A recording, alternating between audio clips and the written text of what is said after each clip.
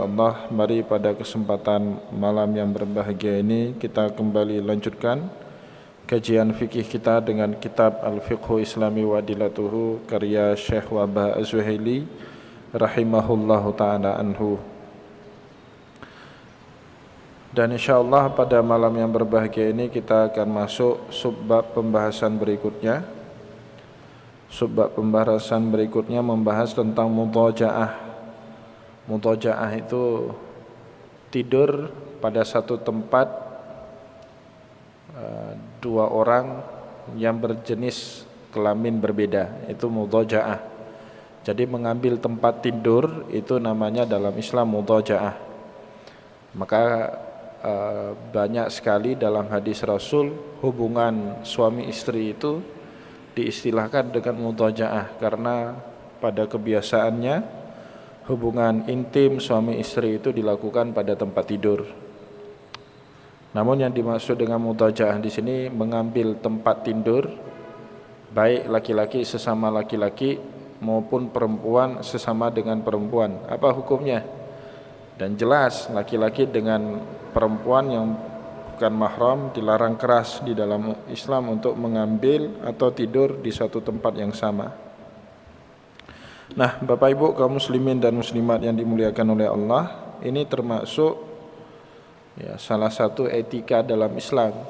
Islam mengajarkan kita etika laki-laki dengan perempuan itu ada batasannya.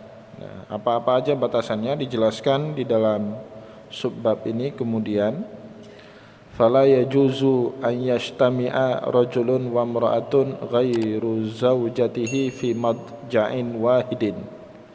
Tidak boleh hukumnya an yajtami'a berkumpul rajulun wa imra'atun laki-laki maupun perempuan ghairu zaujatihi selain daripada suami istri. Artinya jika perempuan itu bukan istri dari laki-laki atau sebaliknya laki-laki itu bukan suami daripada perempuan itu, maka dalam kondisi ini haram hukumnya laki-laki itu menempati tempat tidur yang sama dengan perempuan fi madja'in wahidin dalam satu tempat tidur. Tidak boleh itu dilakukan. La mutajarridaini wala ghaira mutajarridain. Baik dua orang tersebut berpakaian lengkap, apalagi jika tidak berpakaian, jelas-jelas haram. Berpakaian saja laki-laki dengan perempuan dalam satu tempat tidur tidak diizinkan dalam syariat, apalagi jika keduanya mengambil tempat di tempat tidur yang sama, bugil, tidak menggunakan pakaian. Tentu itu lebih tegas lagi keharamannya. Wala yajuzu an yajtami'a rajulani wa lamra'atani fi madja'in wahidin. Begitu juga bukan karena khalwat dilarang itu. Laki-laki dengan perempuan berdua di satu tempat ranjang dilarang dalam syariat. Bukan hanya alasannya karena berkhalwat laki-laki dengan perempuan. Bahkan jika ada dua orang laki-laki di satu tempat tidur, walam ra'atani, dan kemudian dua laki-laki ini didampingi oleh dua perempuan juga fi madja'in wahidin, itu juga dilarang. Di tempat yang sama, pada ranjang yang sama, itu juga dilarang di dalam syariat. Waqad naha anil muqamati awil muqa'amati wa ma'naha al-mudaja'ah allati la sitra bainahuma. Telah banyak sekali di dalam syariat ayat maupun hadis Nabi yang melarang kita mengambil tempat tidur berbeda jenis kelamin laki-laki maupun perempuan, satu orang maupun lebih di dalam tempat tidur yang sama, allati la sitra bainahuma, yang kemudian di tempat tersebut tidak ada sitrohnya, tidak ada penutupnya, tidak ada pembatas antara laki-laki dengan perempuan. Itu dilarang betul di dalam Islam. Wa qad harrama asy-Syafi'iyyatu tilkal mudaja'atu baina rajulaini wa imra'ataini ariyaini fi saubin wahidin. Bahkan juga di dalam mazhab Syafi'i diharamkan seorang laki-laki dengan laki-laki yang lain fi saubin wahidin. Itu hadis Nabi. Jadi hadis Nabi ada yang mengatakan laki-laki dengan laki-laki yang lain dilarang untuk mengambil selimut yang sama. Itu fi saubin wahidin, maknanya dalam selimut yang sama. Tidur laki-laki dengan laki-laki atau perempuan dengan perempuan satu selimut, potensi terjadinya penyimpangan seksual itu tinggi, maka dilarang. Ini Bapak Ibu lain cerita kalau yang tidur dengan kita itu mahram kita, atau perempuan dengan sesama perempuan saudaranya, ya, atau dalam keadaan darurat dingin selimutnya cuma satu, ya itu silahkan. Tapi dalam keadaan normal hal ini tidak diizinkan dalam syariat. Wa yajibu at-tafriqu baina as-sibyan awil banati fil madaji, dan hukumnya wajib at-tafriq baina as-sibyan awil banat, kita memisahkan tempat tidur anak laki-laki kita dengan anak perempuan kita fil madaji, pada tempat tidur, baina bani asyarin sinin, ketika anak kita itu masuk usia 12 tahun. Dalam riwayat hadis yang lain 10 tahun. Ya, saya tidak tahu kenapa Imam Wahbah Zuhaili dalam kitab Fiqhul Islami wa Adilatuhu berpendapat 12 tahun. Dalam hadis Rasulullah SAW tersebutkan usia yang kemudian dianjurkan bagi orang tua untuk memisah tempat tidur antara anak laki-laki dengan anak perempuan itu pada usia 10 tahun. Tapi di sini disebut mohon maaf, ya betul. Salah saya baca tadi. Saya ulangi bacaannya. Wa yajibu tafriqu baina sibyani awil banati fil madaji'i baina bani asyara sininin. Ya, betul. Dan wajib hukumnya at-tafriq, kita memisahkan tempat tidur laki-laki dengan anak perempuan baina bani asyara sininin, ketika usianya mencapai 10 tahun. Wa ikhwatuhu wa akhawatuhu, ya harus dipisahkan saudaranya maupun saudarinya, li khabarin, karena ada terdapat perintah dari Rasulullah SAW pada sebuah kabar. Kata Rasulullah SAW, murru auladakum bis salati, perintahkanlah anak kalian untuk mengerjakan salat, wa huwa abna'u sab'in, ketika anak kalian berusia 7 tahun. 7 tahun belum akil balik, tapi kewajiban orang tua memerintahkan anaknya sholat, mengajak anaknya sholat. Akil balik belum. Anak-anak itu wajib mengerjakan sholat ketika dia akil balik. Pada umumnya laki-laki berusia 16 atau 15 tahun, perempuan lebih cepat sedikit, 14 atau 15 tahun. Namun Bapak Ibu yang dimuliakan oleh Allah, meskipun anak kita belum masuk akil balik, kewajiban orang tua, tarbiyah orang tua kepada anaknya untuk memerintahkan mereka sholat. Nah, sholat yang dikerjakan oleh seorang anak atas dasar perintah orang tuanya, sholatnya itu dapat pahala sunnah. Anak kita yang mengerjakan sholat sebelum dia akil balik, anak kita itu mendapatkan pahala sunnah. Sedangkan kita orang tuanya yang mengajak anak kita untuk sholat mendapatkan juga pahala sunnah, ya. Jadi orang tua yang anaknya sholat sebelum dia akil balik, orang tua itu mendapatkan pahala sunnah. Si anak yang mengerjakan sholat juga mendapatkan pahala sunnah. Seperti itu. Maka ada perintah dari Rasulullah, murru auladakum bis sholati, perintahkanlah anak kalian untuk menunaikan ibadah sholat, wa huwa abna'u sab'in, ketika mereka berusia 7 tahun.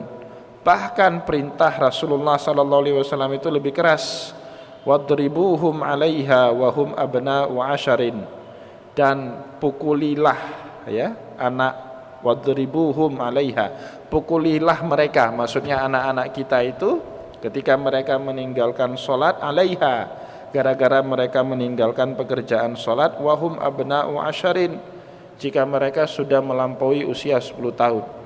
Ada perintah itu, tapi perintah mukul di sini tidak mutlak Bapak Ibu. Tidak mutlak maksudnya gini, bukan berarti kita boleh diizinkan dalam syariat sembarang pukul, itu tidak dibenarkan, karena hadis ini harus dibaca dengan hadis yang lain.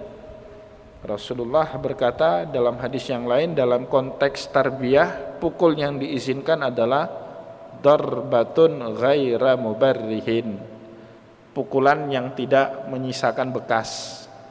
Kalau kita tempeleng anak kita, kemudian ada cap 5 di di pipinya, itu tidak benar. Pendidikan tidak benar. Orang tuanya yang nggak benar itu. Maka Rasulullah dalam hadis yang lain mengatakan tarbatan ghaira mubarihin. Ya, dan di dalam Islam seperti itu boleh. Ya.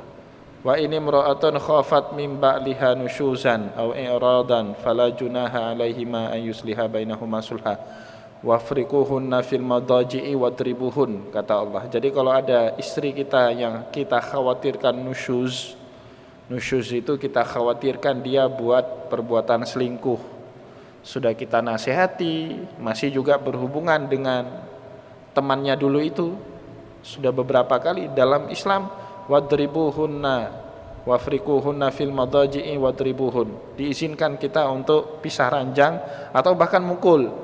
Tapi mukul di situ bukan pukul yang bisa menyisakan bekas, bukan itu maksudnya.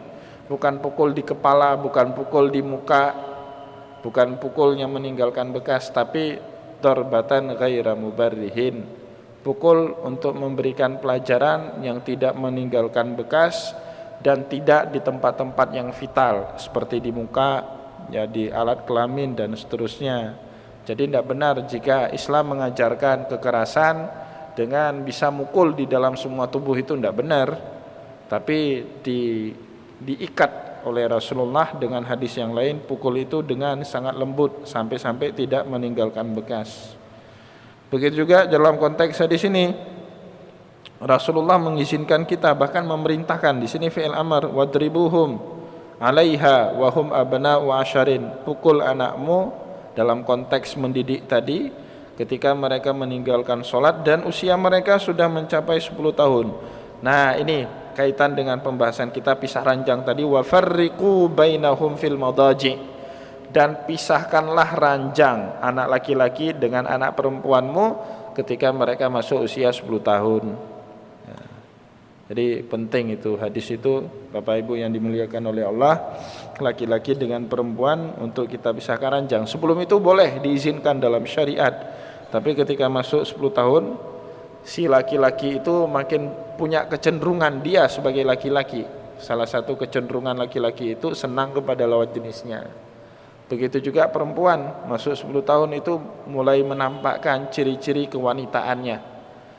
Tapi kalau kecil kan nyaris tidak ada beda itu, laki-laki dengan perempuan, belum ada suka perasaan. Tapi kalau sudah masuk usia itu, sudah muncul kecenderungan-kecenderungan itu, maka di dalam syariat kita diharuskan untuk kita pisahkan anak laki-laki dengan anak perempuan kita.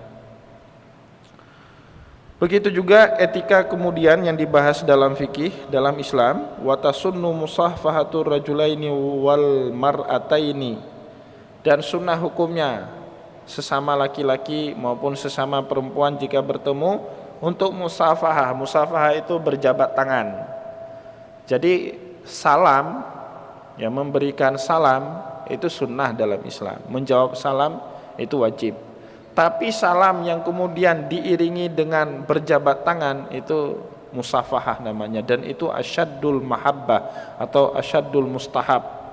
Sangat-sangat sunnah, sangat-sangat disukai oleh Rasulullah sallallahu alaihi wasallam. Jadi beda orang kasih salam dengan angkat tangan assalamualaikum dengan orang yang melibatkan emosinya.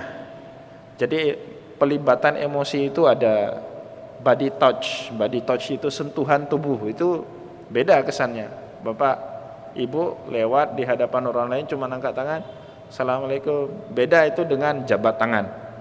Ya, yang body touch itu ada pelibatan emosi sehingga ada ikatan emosional antara kita dengan orang yang kita jabat tangannya.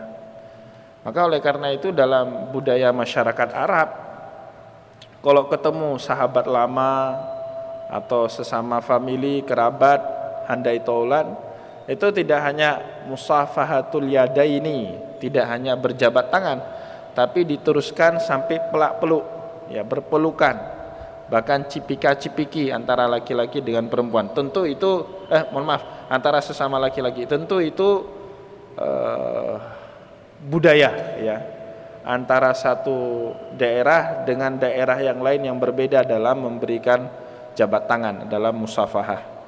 Kalau di Arab Saudi, di Mesir biasanya berpelukan, cipika-cipiki. Kalau di Sudan itu ndak berpelukan. Misalnya kita mau jabat tangan, cara yang paling sopan di Sudan itu kita tepuk bahunya. Berarti kalau saya berjabat tangan dengan orang lain, saya tepuk bahu dia sebelah kanan, sedangkan orang itu menepuk bahu saya yang sebelah kiri saya. Jadi saling tepuk bahu. Itu pemberian salam yang paling hormat di dalam adat budaya Sudan itu. Adat budaya Sudan. Tapi dalam adat budaya kita orang Timur, orang Asia Tenggara, orang Melayu, Bapak Ibu, penghormatan yang paling baik itu kan cium tangan. Nah, orang Arab tidak punya budaya cium tangan itu.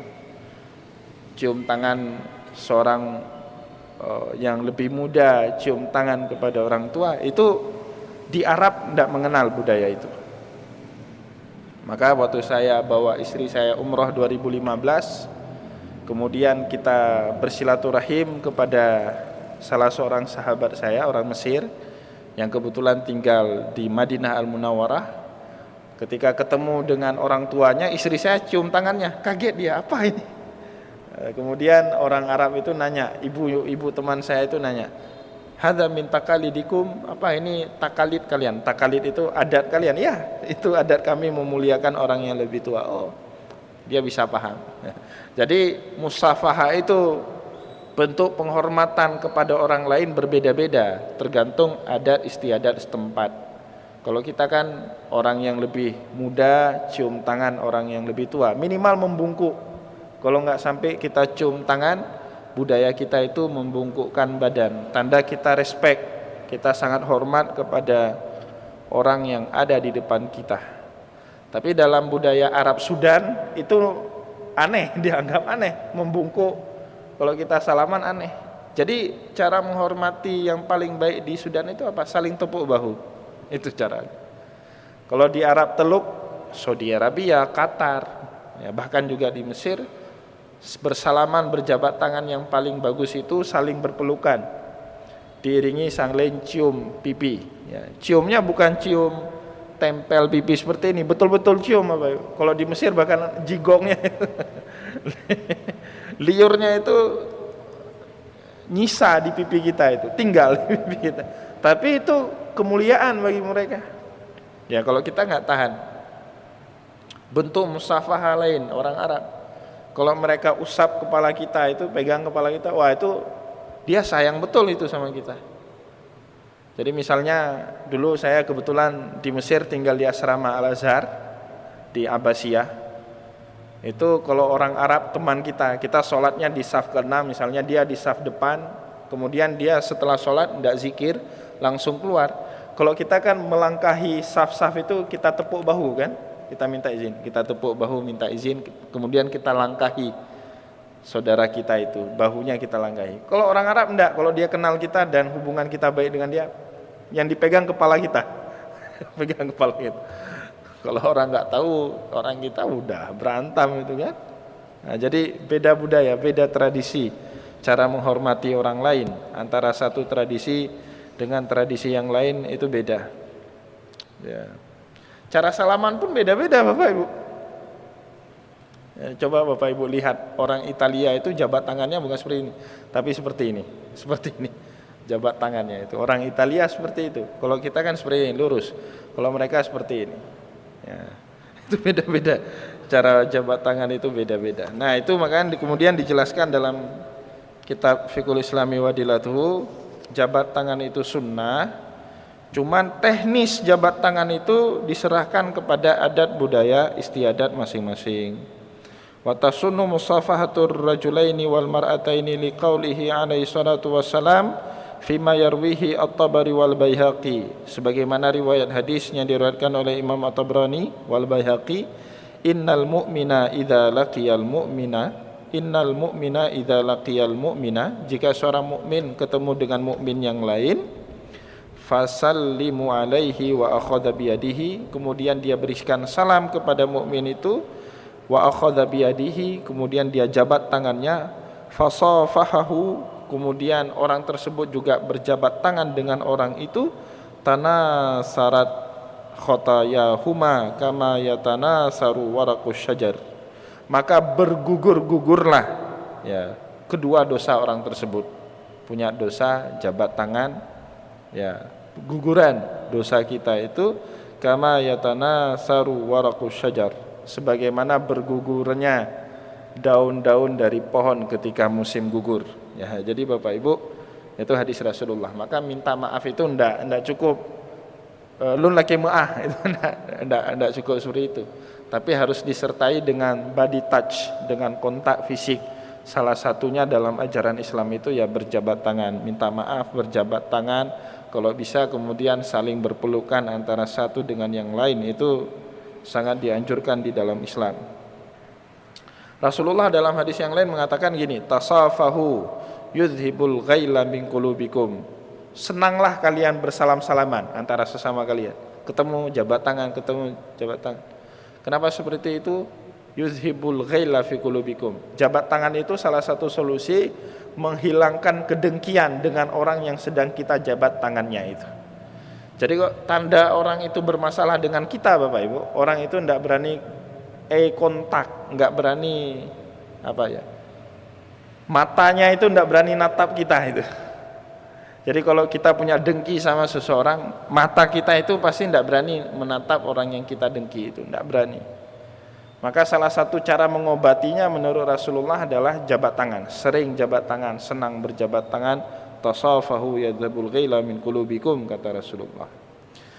Begitu juga dengan suatu riwayat, ma min muslimaini yaltaqiyani yatasafahani illa ghafara lahuma qabla ayatafarraqa. Tidaklah seorang atau dua orang muslim yaltaqiyan, ketemu, yatasafahani, saling berjabat tangan keduanya, illa ghufira lahuma, kecuali Allah Subhanahu wa taala memaafkan dosa keduanya qabla ayatafarraqa, sebelum keduanya berpisah antara satu dengan yang lain. Was sunnatu fil musafahati bil kiltal yadaihi. Nah, ini menarik juga ini. Sunnahnya dalam berjabat tangan melibatkan kedua tangan. Bikil tal yadaihi. Tidak dengan satu tangan tapi dengan kedua tangan, menggenggam dengan kedua tangan. Ini ada keterangan demikian. Qala An-Nawawi fil Adhkar. Imam Nawawi punya pendapat seperti ini di dalam kitabnya Al-Azkar. Ya, kitab kumpulan zikir. Jadi kitab Al-Azkar itu bahkan para ulama gini. Ini kata para ulama, jika di rumah Anda tidak ada kitab azkar, mendingan Anda jual rumah untuk beli kitab azkar, kata para ulama seperti itu. Karena kitab azkar itu mengoleksi, mengumpulkan serangkaian zikir yang pernah dibaca oleh Rasulullah sallallahu alaihi wasallam, dan banyak sekali zikir-zikir yang pernah, atau zikir, doa, wirid, ratib yang pernah dibaca oleh Rasulullah banyak sekali. Rasulullah hampir senantiasa setiap hari mengamalkan zikir-zikir itu. Kita tidak sanggup.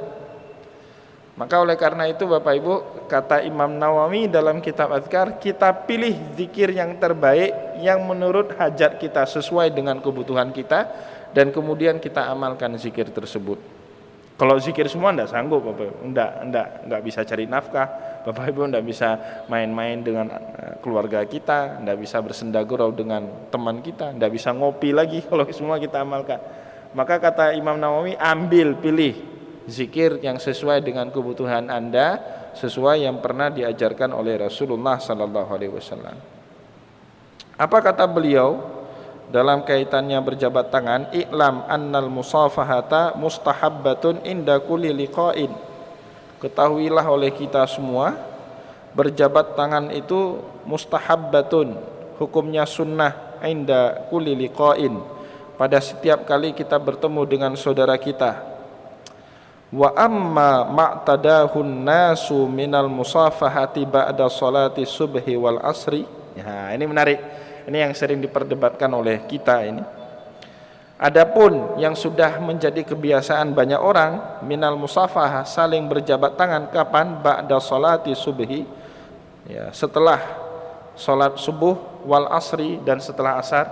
Ini bergantung. Kalau kita kan di Indonesia, terutama di Aceh, hampir setiap salat itu pada saat salawat kita berjabat tangan, saling berjabat tangan.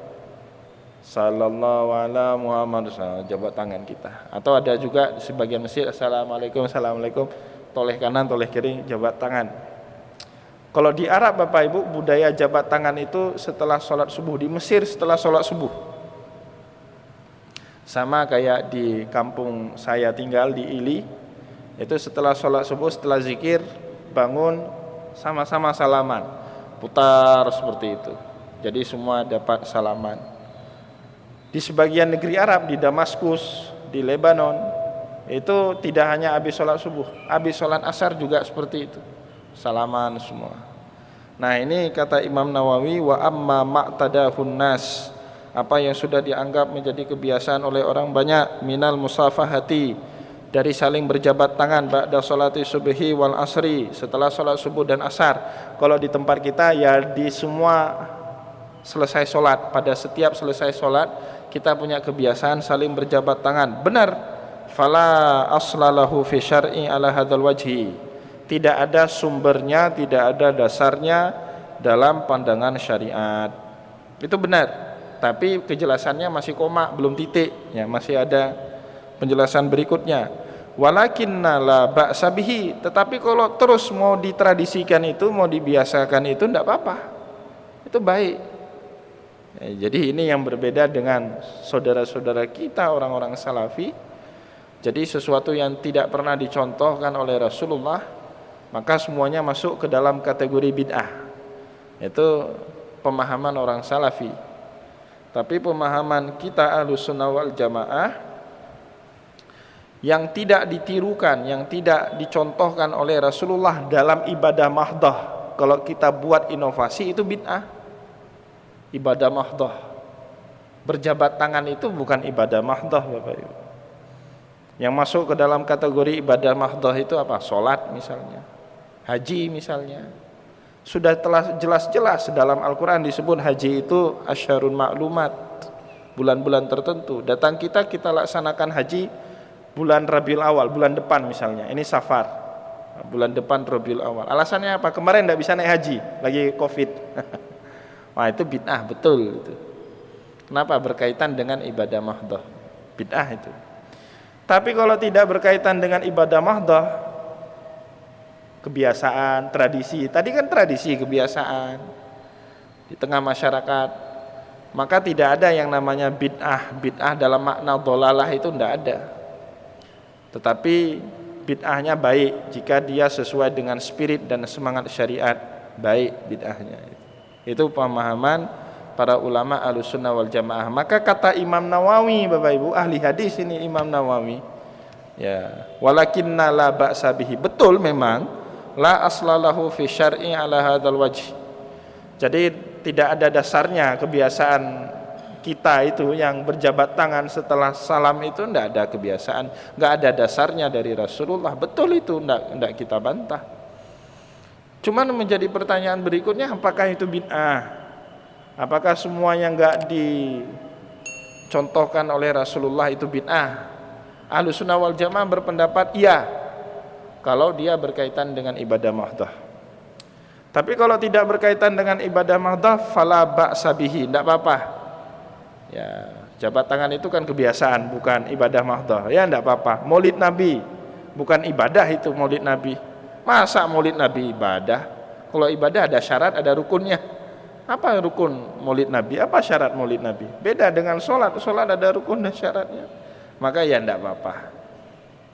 Tapi salafi tidak, semuanya bid'ah. Nah itu cara memahami orang salafi ini. Berbeda antara salafi dengan para ulama Ahlussunnah wal Jamaah. Fa inna aslal musafahati sunnatun, hukum asal daripada berjabat tangan itu sunnah. Ya, wa taqiduha bima ba'da subhi wal asri adatun kanat fi zamanihi.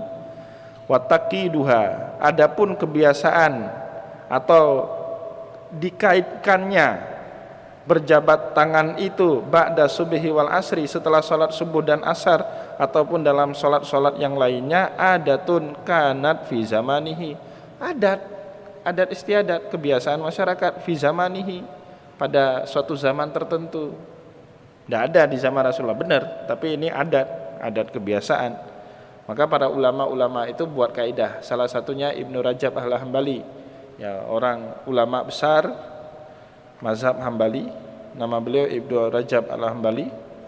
Beliau mengatakan apa? Wala yajuzu khurujun min adatin nasi ila fil haram. Kita ini umat Islam tidak boleh keluar dari adat istiadat setempat kecuali jika adat istiadat setempat itu sudah menjurus kepada hal-hal yang diharamkan oleh syariat. Itu nggak boleh ikut lagi. Misalnya ada suatu adat istiadat itu kalau sedang merayakan kebahagiaan mereka minum tua, udah nggak usah ikut. Itu adat istiadat yang nggak benar.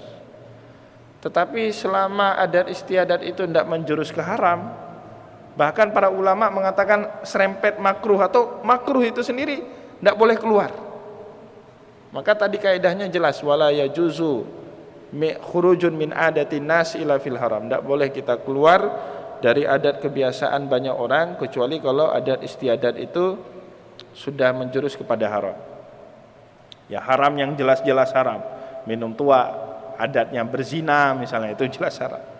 Ya, bunuh orang itu misalnya menunjukkan prestise, itu jelas haram. Tapi yang masih khilaf, wah itu tidak apa-apa lah. Saya mohon maaf Bapak Ibu kalau boleh saya cerita pengalaman saya itu. Di tempat mertua saya itu ada kebiasaan lintu baru kita baru masuk ke kampung itu pertama sekali kita ke Menasah itu bawa buah, bawa rokok. Ada ya kan? Ada. Bawa buah, bawa rokok, bawa sirup, kemudian itu dibagi-bagi ke seluruh jamaah maghrib pada malam itu. Saya enggak merokok Bapak Ibu. Seumur-umur hidup saya enggak pernah merokok. Dulu pernah waktu masih muda di pesantren dulu ya pernah. Tapi ya ngerokok sekali dua kali ya, biasalah anak-anak muda coba. Tapi saya enggak pernah merokok dalam punya kebiasaan merokok itu enggak. Sampai kalau enggak ngerokok habis makan enggak enak perasaan, itu enggak pernah itu. Dan saya sendiri punya pendapat rokok itu haram. Rokok itu haram. Tapi ya karena adat di situ berlaku seperti itu, ya kita bagi-bagi. Saya sendiri dengan tangan saya membagikan rokok kepada jamaah sholat maghrib, dan rokok itu dihisap di Menasah itu. Sambil makan buah itu, masing-masing ambil 2 bungkus rokok, ya, makan buah di situ. Itu adatnya ya gimana mau gimana ya, kecuali kalau sudah disuruh ngedarkan narkoba itu beda, kita harus ngambil sikap di situ. Ini rokok ya, itu kejadian di adat di tempat kita seperti itu. Nah Bapak Ibu yang dimuliakan oleh Allah, maka arif sekali para ulama kita, arif sekali. Meskipun itu tidak ada di zaman Nabi, la aslalahu, tidak ada dasarnya, tetapi la ba'sa bihi, kalau mau dikerjakan ya tidak apa-apa. Mau salaman setelah sholat ya tidak apa-apa. Kenapa? Hukum asal salaman itu sendiri adalah sunnah, memang dianjurkan oleh Rasulullah. Kebetulan di zamannya Nabi tidak pernah bersalaman. Nabi seringnya ya zikir, istighfar ya setelah sholat.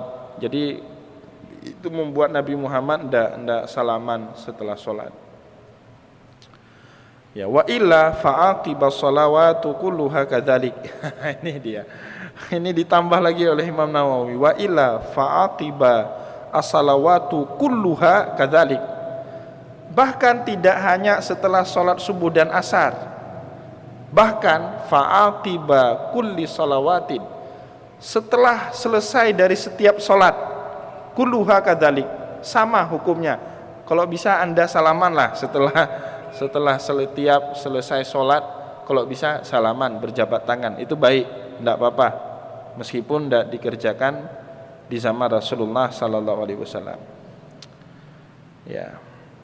Warrajihu indal Hanafiyati, bahkan di dalam mazhabnya Hanafi dikatakan pendapat yang kuat, jawazul musafahati mutlakan walau ba'da salawati. Udah enggak apa-apa, boleh, mutlak boleh, meskipun itu setelah sholat.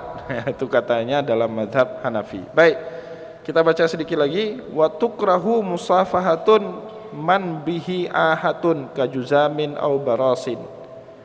Dan makruh hukumnya kita berjabat tangan dengan orang-orang yang punya bawaan penyakit pada dirinya. Ya, kalau di sini contohnya contoh klasik kajuzamin, ya, penyakit juzam. Juzam itu lepra, kusta. Ya, jadi orang yang kena kusta kita dilarang mendekat. Rasulullah dalam suatu hadis mengatakan gini, infiru minal juzami kan firarikum minal asadi. Kalau ada orang di sekitar kalian itu kena penyakit lepra, lari dari penyakit itu sebagaimana kalian lari kalau melihat singa. Itu kata Nabi. Jadi kita suruh jaga jarak sama orang yang punya penyakit menular ini. Au baras, atau orang yang punya penyakit supak yang bisa menular kepada orang lain, disuruh jaga jarak untuk tidak bersalaman. Maka dalam konteks ini, kalau kita mau kontekskan dalam keadaan kita sekarang, bersalaman dengan orang yang punya rentan kena penyakit COVID ya juga makruh sebenarnya. Ya, jadi tidak apa-apa Bapak Ibu. Maka ini dapat ilmunya kita di malam yang berbahagia ini. Jadi kalau ada orang, kita punya prinsip, oh udah saya mungkin bisa bawa penyakit, salamannya seperti ini aja selama COVID ini. Ya tidak apa-apa juga. Ya jangan pula kita yang boleh bersalaman itu kemudian kita Allah. Nah, jangan sampai keluar kata Allah dari mulut kita itu. Karena itu dibenarkan dalam syariat. Kalau kita ingin menjaga jarak, ya tidak mau bersalaman karena kita tahu sadar diri kita bisa bawa penyakit kepada orang, nah, atau kita khawatir orang itu ada potensi bawa penyakit, kita jaga diri, wah itu tidak usah saling mencurigakan. Ya tidak usah saling mencurigakan. Hukumnya jelas dalam fikih. Wa tukrahu musahfatun man bihi ahatun.